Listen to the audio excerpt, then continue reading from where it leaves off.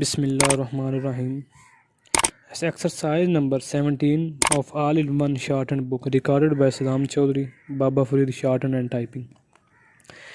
Mr. Vice Chairman, I rise to associate myself fully with the resolution and the concern which has been expressed from all the various sections of the House regarding the urgent necessity of developing rural industries.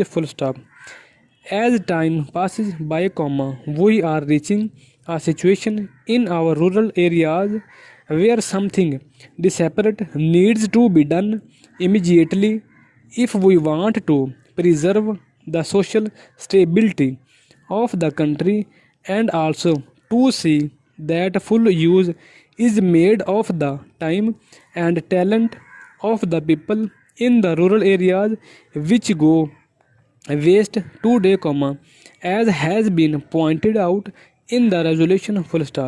Sir, the Planning Commission and the Government of Pakistan have applied their minds to the various isolated aspects of rural industries, and some valuable reports have been published and some important recommendations have been made in these reports which need consideration.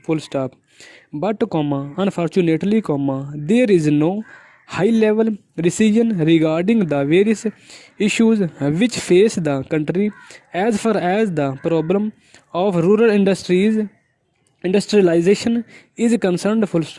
We are not quite clear as to what, first of all, rural industries mean and what rural industrialization implies. Does rural industries mean the utilization of local resources in order to meet the local needs, or does rural industrialization imply the creating of surplus in the rural areas which could be exchanged with the surplus in other centers of the country and thereby create a richer life for the rural areas? Various opinions have been expressed with regard to this problem, but there is no authoritative determination of the policy regarding the meaning of rural industrialization.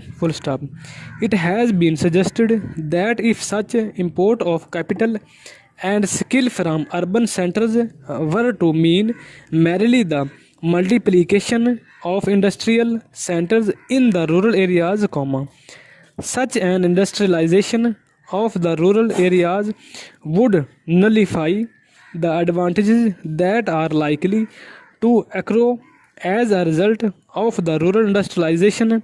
The time has come when some decision has to be taken as to what we really mean by this rural industrialization.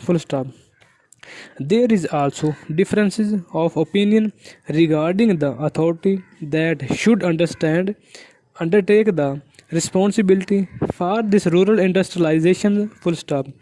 From the literature that has been published in this connection, it is quite obvious that two distinct and powerful schools have developed regarding this issue. On the one hand, there are people who believe that the task for rural industrialization should be entrusted to the village panchayats.